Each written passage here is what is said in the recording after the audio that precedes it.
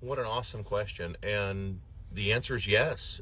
For millennia, people did that. They would, civilizations or villages, towns, collective groups of people would create money. They would do things like everything's in the world's been used as money at some point. Feathers, teeth, beads, things like giant stone coins. Those have all been used as money at some point. People evolved in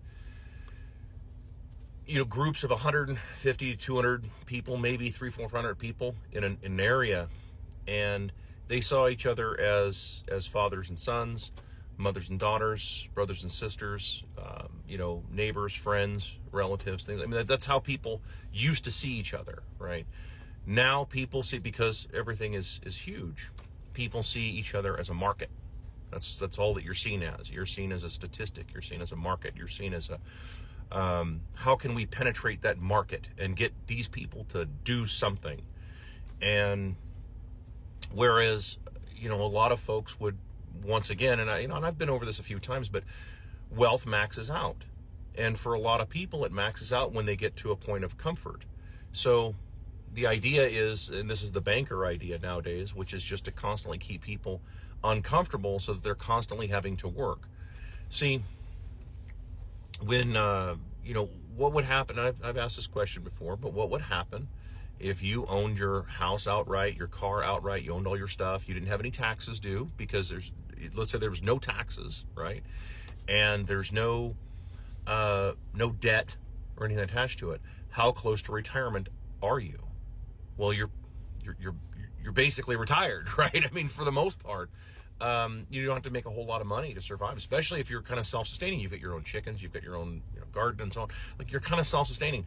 But see, nobody makes any money off that, right? There's no money in, and I've said this before, but there's no money in you owning a house, right? There's no money in that for a banker. There's no money in that for a politician. They don't get any money off that if you own shit. This is why they want to get rid of ownership. It's very important. It's important. It's critical that people understand this. It's why they want ownership gone. Because if you own stuff, right, then you don't owe anybody anything, right? It's sort of, it's like, and I gave the analogy. In fact, I did a whole video on it one time where I showed people how to win at Monopoly every single time, no matter what, to the point where no one will ever play with you ever again. And it's not just, the secret isn't just buying up all the properties. That's not the secret. The secret is just buying a property and staying there and doing nothing and just living your life. All right. It's,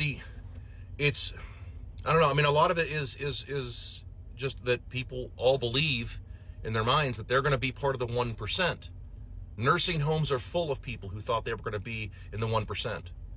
It's just something to think about. Remember, but yeah, the answer to your question is yes, people can do it.